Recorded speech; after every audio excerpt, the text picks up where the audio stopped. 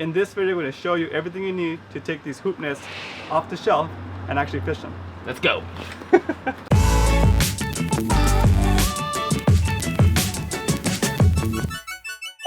guys, welcome back to the channel. Roman Castro here with Captain Scotty from Brothers Sport Fishing. I brought it back. Yeah. And in today's video, we're going to continue on from the last video and show you guys how to actually rig these guys. I'm going to give you a parts list. It's in the description below, and everything you need to get these things off the shelf and ready to fish off your kayak or your boat. If you're new to hoop netting and fishing off your kayak, this is the channel for you. Consider subscribing, hit that bell notification so you don't miss anything. Alright guys, so I'm going to jump behind the camera and let Captain Scotty take over and show us how to rig this thing. Let's go. Let's go. Well, for either one of these that you guys choose, rigging will pretty much be the same. So for the case of this, we'll just show you one. This here is our starter hoop net. If you want to see how we chose this one, go look for part 1 up here or in the description down below. Alright, let's go through the parts list. So you're going to need a light for your buoy, or you can use glow sticks. You're going to need a lobster gauge, bait cage, some gloves to grab your lobsters, zip ties. Definitely helps to have different gauge zip ties, some real heavy duty ones and some smaller ones. Some eye screws, make sure they're stainless steel. Electrical tape, permanent marker, some reflective tape or some reflective stickers. Some sealant or some silicone, 5200 also works well. Torpedo sinker, we're going to use an 8 ounce. A waterproof light, and a carabiner. Alright, so in addition to those parts, here's some of the tools you need. Drill with a drill bit, we're using a 1/2 inch drill bit. Good pair of cutters. And a rope cutter or a lighter. First thing is first, let's start to break this down. So right here, untie this rope here. Now your rope is away. We're gonna take the net away. Now we have our rope and our buoy. There's a couple different ways you can rig this up. We're just gonna show you our favorite way to rig it up. Go ahead and undo the buoy.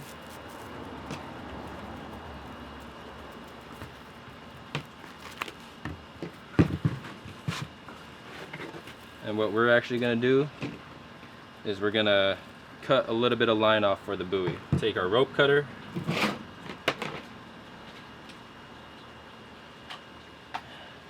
you get one of these rope cutters from your hardware store, Amazon, however you choose. Or what you could also do is you can use a pair of cutters and cut the rope, and then use a lighter to mend it all together. So as you can see, if you leave it out, it'll come all frayed. So I like to just measure out just enough rope that I can get 2 wraps around in the buoy. They already have it wrapped around twice in through the buoy. So just measure it out like so. We're going to show you how we fuse one end. We're not going to show you after that. They're all pretty much going to be done the same. So as you can see, this here is all frayed out. What you want to do is you want to go to a clean section and put some electrical tape on, real nice and tidy. Just a couple wraps is good enough. Take your rope cutters and get them hot, and you want to cut over the tape. And what that tape does is it keeps all the strands of rope together. And as you can see here, of course be careful with that hot rope cutter now. As you can see there, it's all fused up.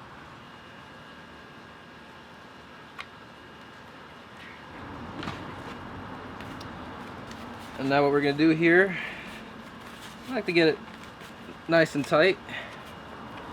And with these 2 end strands here, very simply, just do overhand, and we're gonna go through it twice, just so we have that there. Get it nice and tight. Now we have that. And here's where your carabiner comes in handy. You'll use that, and now basically your buoy is detachable. The reason why I like to have it detachable is that when you have your hoop net, what we're going to do is we're going to rig up the rope, and then we're going to pretty much have just about enough as what we need for how deep we're going to be fishing.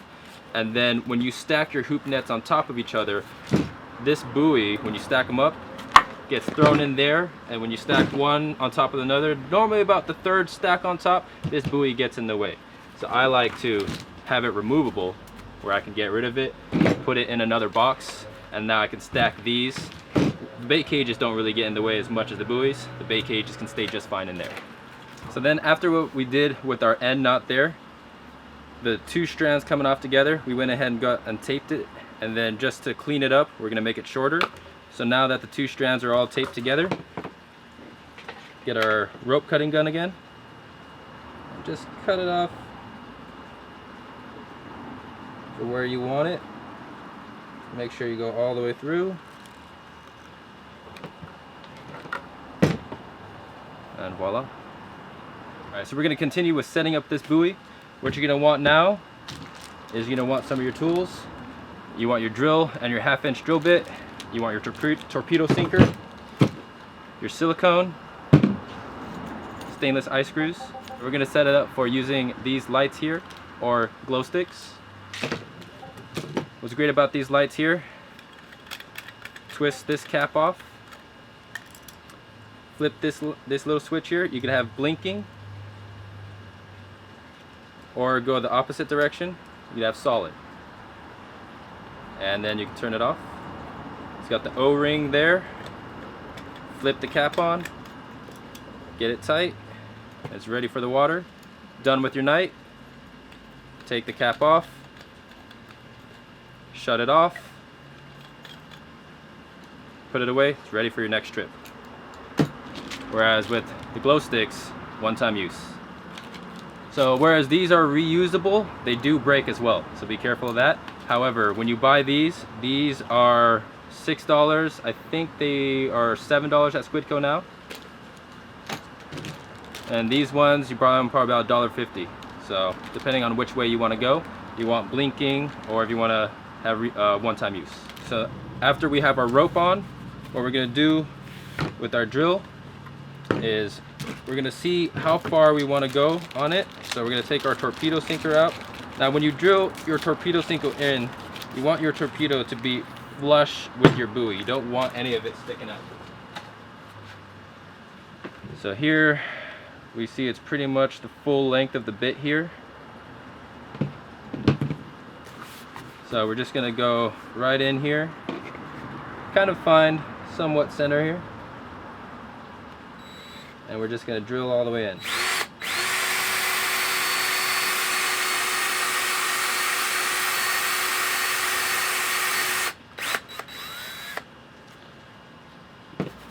Now with that there, you kind of see where it's going. We're going to stick our torpedo. We're going to go in. Some guys use smaller torpedoes. I'm pretty sure you could get away with the 4-ounce or maybe even a 6-ounce. I really like the 8-ounce because if you're out there in heavier seas, it's just that much more of a ballast for your buoys there. So make sure it gets pretty well recessed in there. Now you're going to take your sealant, your silicone, whatever you choose, hot glue gun,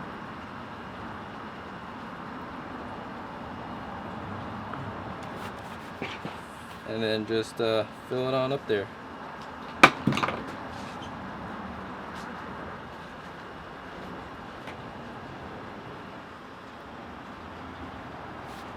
Nice and flush.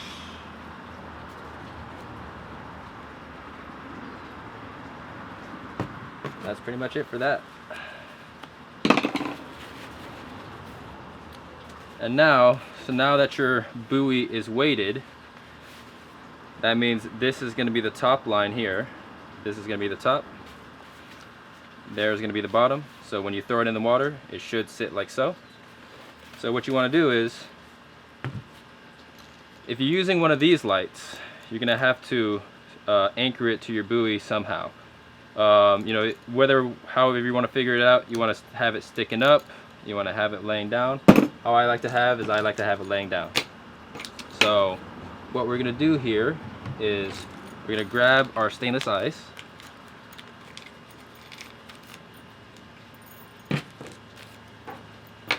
And we're going to kind of just measure out where our two eyes are going to go. Make sure, of course, in line on the other side of your ballast. I'm going to say I'm going to go about there and about there. So now what's great about these here, so what we're going to do with those eyes is we're going to put zip ties. So zip tie from the eye to here, eye to here. So this one here on the cap is rigid, this one here spins. So when it's actually on there, you can spin, so hold the cap doesn't move, spin the body, pull it out, turn it on, flip it back on, get it tight, fish, end of the night, twist it out, take it out, turn it off, put it back on. Or cut your zip ties and take this out.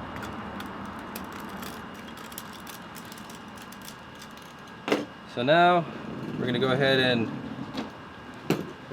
hand tie this all the way in, hand screw it in.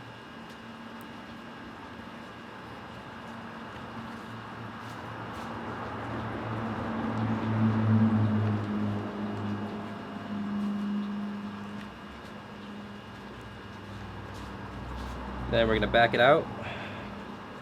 So after we hand screwed our screw eyes in, we're going to take them back out. Then we're going to tip them with the silicone and just hand screw them back in. Alright, and I like to have them in line like that, in line with the buoy, but honestly it doesn't matter. You could probably have them cocked out. But I like to have it in line like that because then when you have your light on there, the zip tie just goes right in a loop. Right in a loop. So then that is going to be for that light, but we also want to have some backup. So although I do prefer these lights here, always want some backup glow sticks. In case this light goes out, you want to have a backup. So how we're going to fix these on is we're going to take our drill bit again. Now this time I want to actually really measure it out. So I don't want to go all the way through to the center. So we want to just have enough there that I won't really reach in. So, and then I'll go ahead and mark off my drill bit. Mark off my drill bit, and then we'll go ahead and drill along that line again. Now for a backup, you have your glow stick holder. Right, and so then this is when your reflective tape or your reflective stickers will come in.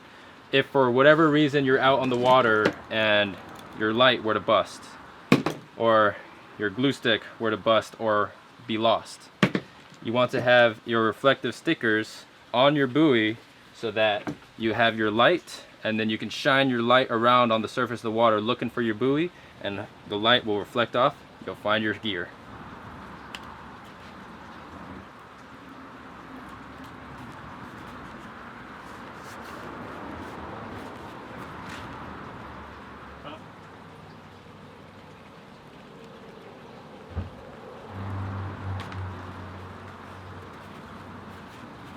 For California Department of Fish and Game, for lobster hoop netting or just using your gear, you have to write your Go ID on your buoys. So then you have a couple different options for that.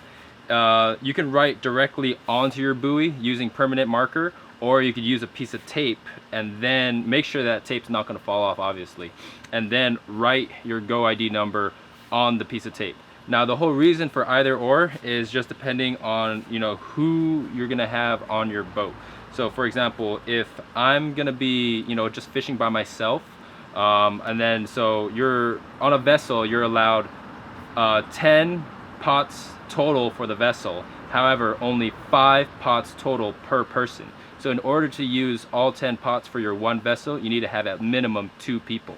Now the difference is why you need to either use a piece of tape or write it on there is that, say if I own my boat, say if I'm going to take out a group charter fishing for lobster, I'm going to provide all the gear, I need to use tape, because basically I'll put a piece of tape on there. I can write 5 of the buoys with my number, but I have to write the other 5 buoys with someone else's number. I cannot have all 10 buoys with my number on it. But yeah, if you're gonna say if you're going out on a kayak, you only plan on using 5, because you're not putting another person, 2 people on a kayak plus all your gear. Then you're only gonna have yourself, and then you're maybe maximum only gonna use 5. You're probably gonna use less if you can't handle 5. Go ahead and write it right on your buoy, because you're gonna be the only one using your gear. Your Go ID is on your license, on your fishing license. Right under the barcode. Right under the barcode, there's a number. That's not it. There's another number, one line down from that. It says Go ID : and it's a 10-digit number. Okay, this is what you're gonna write on the buoy. I'm gonna do this one real quick just to give you guys a full example. My original thought was to write it right on the bottom, but this is gonna sit on my kayak with the weight on the bottom, so it's gonna rub off kind of fast. So I'm gonna write it along the back here. There's no requirement where you write it. It's just up to you. But it is 10 digits, so plan it out. So let's see. Start here.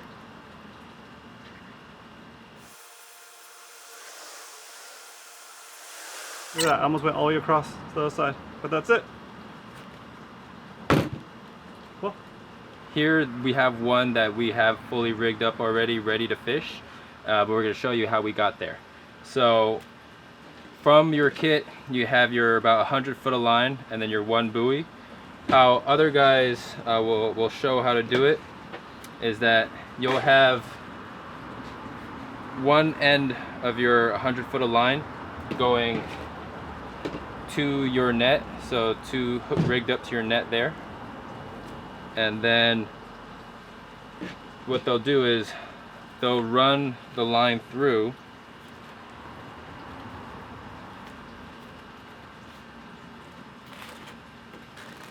and so then now your buoy is sliding through. This end here will be connected to your net, and then how they'll zip tie whatever they need, they'll zip tie whatever they don't need on the other end of the buoy, and then they'll weight it down so that the whatever leftover rope is actually sitting under the water, so you're not getting stuck into your prop. So basically you'll have your gear set in the water, your buoy will come up, and it'll be set up just the same like this one, just minus all this rope and the carabiner. It'll be set up with the ballast and with the light on top.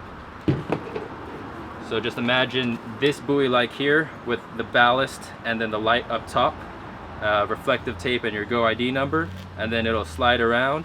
However, you'll have all whatever you're not using. So say for example, we're out of Mission Bay. We're generally fishing for our lobster in and around Mission Bay. We know that we're pretty much going to be anywhere between 25 to 35 feet of water. So then to have 100 foot of line is pointless. It's actually gets in the way. So that's why instead of rigging it like this, we like to rig it the way that we have it here. So the whole reason for having this rope around here and the carabiner is that it's removable. Now what we did here is we took our 100 foot of line and we split it up into 2 sections. So, and then the reason for the 2 sections is that say if we're fishing Mission Bay one day and then we hear there's a hot lobster crawl happening over in San Diego Bay, we might be fishing as deep as 55 feet of water. We might want to do a little bit extra. So then we split it up. This section here is give or take 35 feet. So then that means this other section here is give or take 60, 65 feet. We lose a little bit to our loops here. We lose a little bit to when we cut and whatnot. So give or take, just say this is 35 feet of line here. And this is about 60 feet of line here. So then what we did was we went and took the end and we did a San Diego jam to our knot there. And then just so there's not a tag line hanging out, I like to electrical tape it real nice and clean. So now when we have this, when we're moving around, the reason why I like to have my buoys removable is that, say I end of the night, or even, you know, before you even start fishing, just when you're transiting, I like to have my buoy outside of my nets. So then right here, it's okay to leave the bait cage in there. So then you have your net, you have your rigging, you have your bait cage. All I do is I just string all the rope inside there. So now all that is set together as one. And then normally I have like another box that I just put all of my buoys into. And then I can stack. Look how nice and flat they stack on each other. There's no buoys hanging out in there. And then these bait cages kind of fit right in there. And then the next one can come on in. Now I'm going to show you, look at that. Look at that, what happens when there's a buoy in there. Even if you put it right here in the center, let's go ahead and try and show you guys real quick what happens when you have buoys in there. So say for example, there's a buoy that's just right there. The bottom one looks like it's going to be fine, right? Now we put the next one. Okay, let's try and put it in the middle.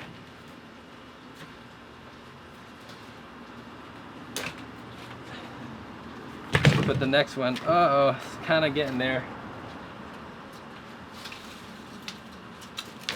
Put the next one. Look at how much those buoys are starting to wobble it over, starting to get in the way. So I like it to be just simple, because as much work, as much preparation as you could get done on land or on the dock, that much easier and seamless your fishing is going to be while you're on the water. Yes, we have this one here set up with about 30 feet of line for our rig for fishing around Mission Bay. And then so when you're setting your pot, so you go ahead and set your pot, and then now all this is going down in the water. And then really you should probably put on your buoy before you let this all out, because then I have had it before where I had a buddy drop a pot without clipping on the buoy. And to the other end of our 35 feet of line, we have a perfection loop, and then we just lash it off, keep it nice and tidy just like before. And then if you want to learn how to tie the perfection loop, Roman's gonna have another video for you guys. Hey, real quick, I'm gonna show you how to do a perfection loop. This is what the knot we've been using for our links for our lobster traps. Basically, here it goes. Here's the overhead view. Start with a loop like this. Make a second loop. Put that tag in under your hand like this. So now you have that.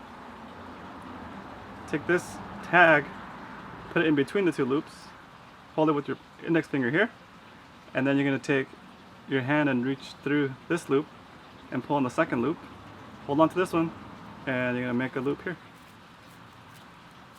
That's a perfection loop right there. And then you're going to take this tag in, bring it down, and make just an overhead knot right there. Actually, let's do it this way. This way. There.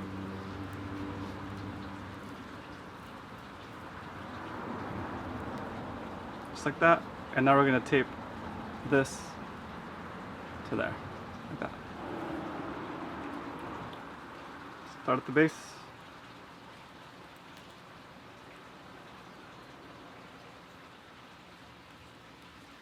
Start working its way to the out towards the tag.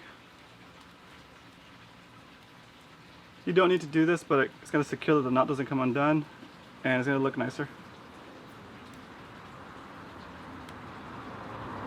The lobsters can't see it, but it still looks nicer. And I like to go a little bit over on the there we go. There it goes. I don't like the way that looks right there. It looks a little beat up. So I'm going to do another section. Oh, there it goes. That works. There you go. Boom. Okay, that's perfection loop. Bait it up, get to your spot, drop it over the side. Now, if you're going to go fish in other spots, you can still use your same rigging here, just with your second shot of line. So say, for example, if we're going to go over to fish San Diego Bay, we hear that the crawl is happening over in San Diego Bay.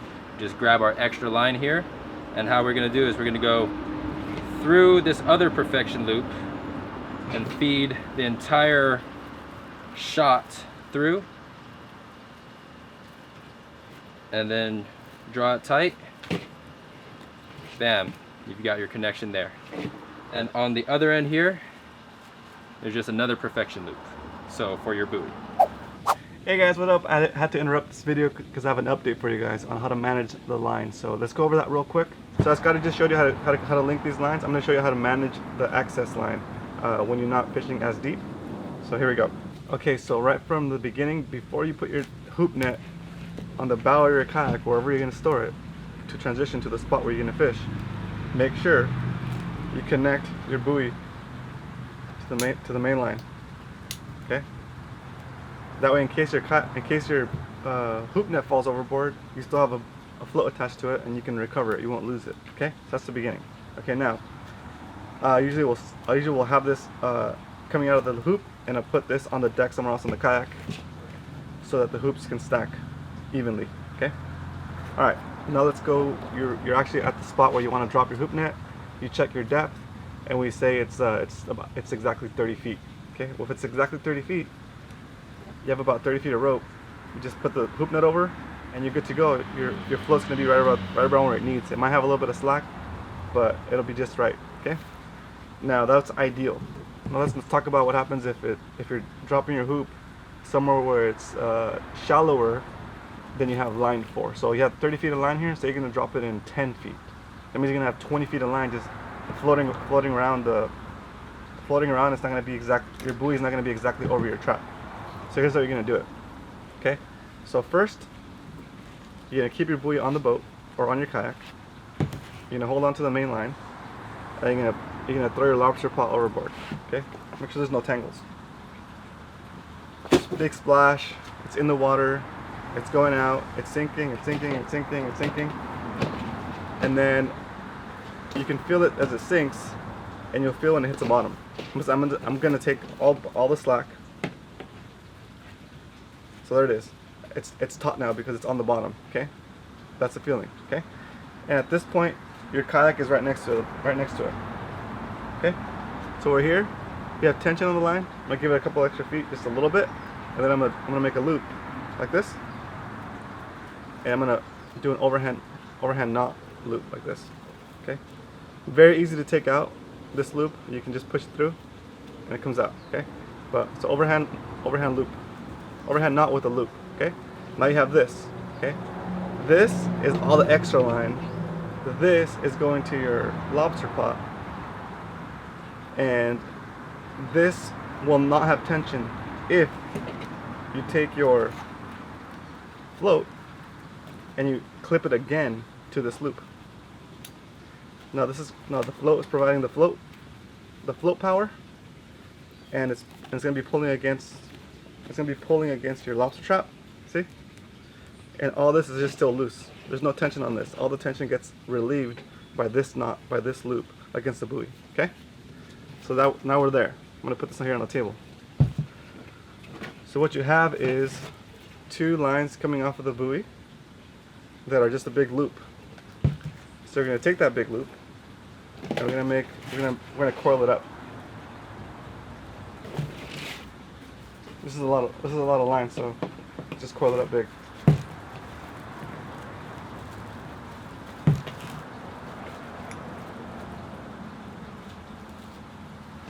Okay, so that's our coil. And the end of it is going to be just a loop. The tag end is going to be the loop. It's going to be the last part of the loop. So we're going to take that, and we're going to just, see how it's right here? I'm going to hold it with my fingers, then I'm going to wrap around it pretty tight. Take my thumb out. Now it's being held by its own loop. Keep going. Wrap, wrap, and then when you have this little tiny short loop, you're going to find the middle of this bundle, and you're going to pull it through. Okay, and now you have that little loop wrapped around and going through the whole bundle, and you're going to take that and you're going to put everything through it like this.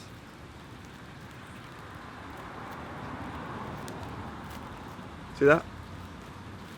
And now this loop that goes around also holds that there. You're going to take this bundle, and you can leave it there actually. You can leave it like that in the water if you want. It's just going to be floating there on the water. or for extra security, you could clip this whole bundle to the carabiner as well. Or maybe just take a couple strands, or take the one that you loop through right here and clip that guy in there. Like that. And now on the water, you'll have this. If there's any tension on the line, the tension's going to be against the first overhand knot that you put here, the loop. See? It's not going to pull your coil out because there's no tension on the coil. It's just going to be on the loop, okay? So that's how you would manage your line. When you're going to bring it back, say you're going to fish another spot that's just as deep. So we'll say this is like 10 feet or 8 feet. You bring your hoop back up, right? You get your lobsters out, you measure them, you throw the ones that are short, and you keep the ones that are big, that are legal. And then you would take this and just put it in your kayak, and you can get your next spot. You know it's the same depth, just drop it in there, you're good to go. But if you need to adjust it, you have to go through the procedure again. So this is how we undo it, okay? We go here, first we unclip the big coil, which should just be one clip. So here, this is a big coil, and then we unloop it, we take off our loop, right, pull it through, and now everything is undone. Okay, so all loose, just one big loop, and then we undo the clip to our overhand loop right there, and we undo our knot.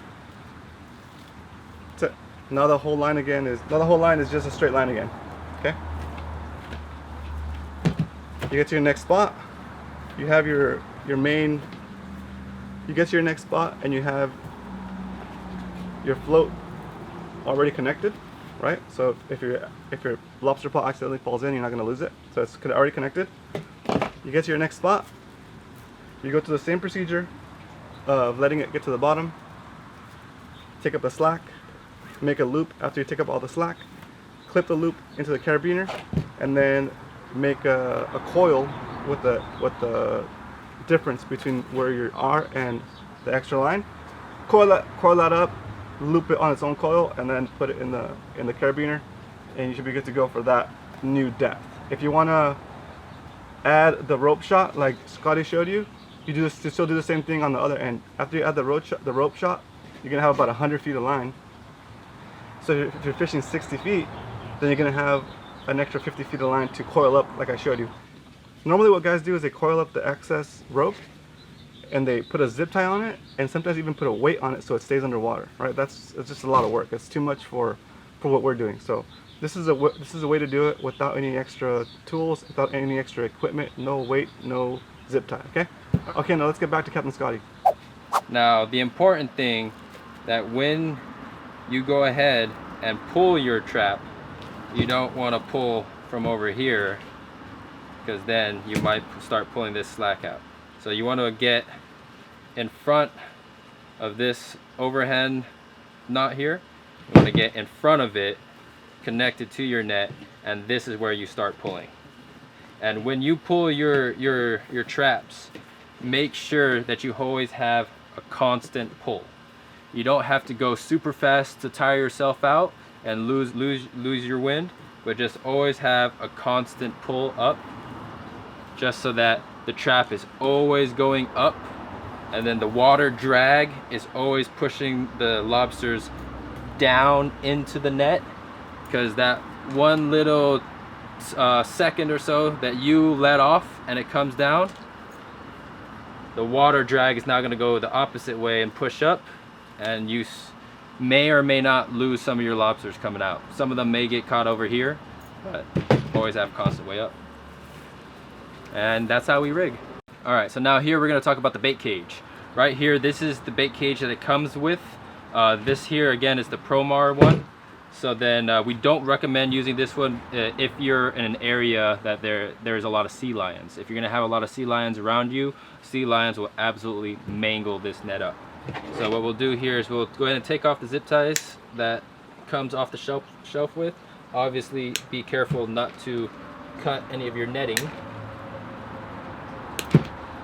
And as you can see here, this is the bait cage that it comes standard. Very simple. Take off the hook, opens up, fill it up with bait, close it, attach the hook, That's your bait cage. Well, we can show you here the difference from the Promar one. Now, the Promar ambush has this extra netting here that you can put bait into. So actually, really, you could put bait right into here, close this down, and then, you know, what I would do is I would just zip tie it closed, and now you have your bait in there. Whereas on the Volcano ones, you do not have this extra netting here. So with the Volcano ones, you absolutely need a bait cage. With these Promar ambush, you do not. However, with seals, once again, recommend having a heavy duty bait cage. So this one here is from LP Supply, Lobster Port. Something that they make there. This one here has proven itself against sea lions. So then, very simply here, put in your bait here, close it over, lash it over. For extra sea lion proof, go ahead and grab your zip ties and just go ahead and work your zip tie through.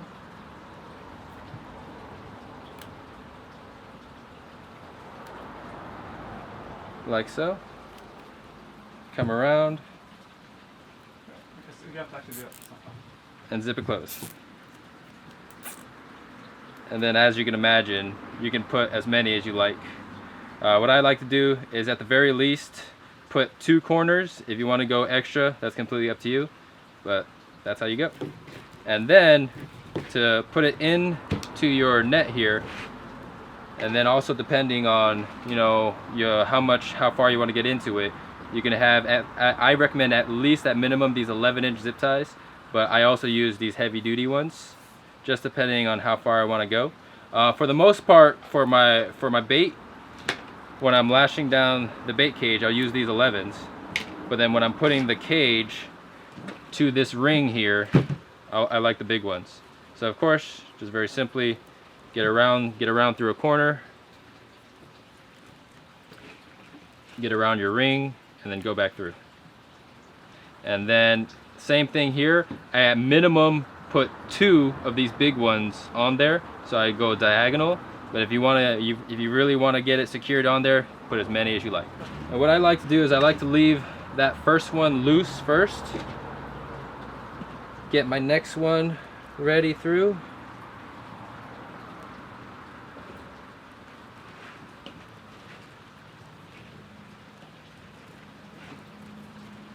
and then get it started.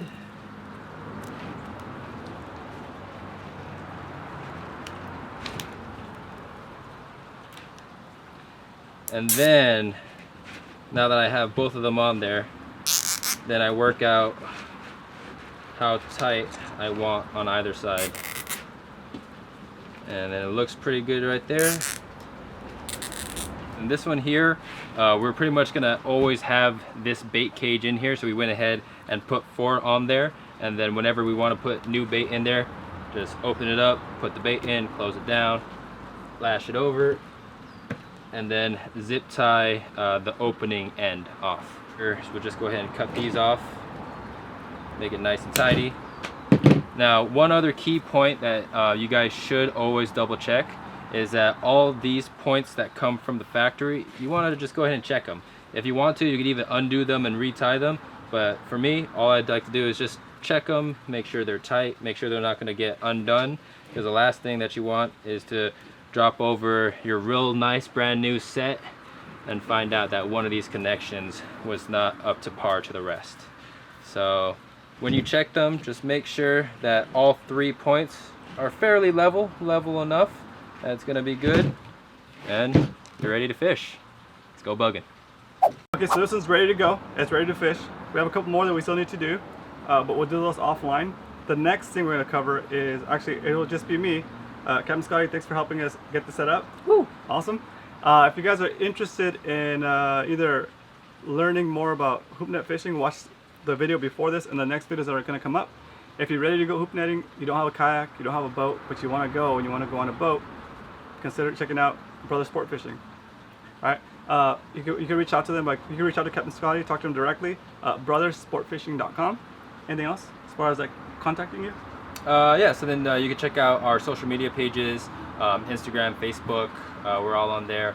Yeah, so try and find my phone number. If you don't get me by phone, please leave a voicemail. I don't have any office support, so then I'm answering the phone calls. Yep. So leave me a message, I can get back to you, send a text, send an email, and then hopefully we can get you guys on the schedule. If for whatever reason Captain Scotty's booked on a day you want to go and you're looking for other options, he's got some great recommendations. You can also reach out to me. I'll give you some good recommendations for some local captains here in San Diego. Okay, you got your hoop nets, you got them all set up. The next thing we gotta do is I gotta take them out and actually fish with them. So watch this video next, where I'm gonna walk you step by step how I bait these and actually use them off my kayak. So let's go. See you guys over there. Let's go. Woo!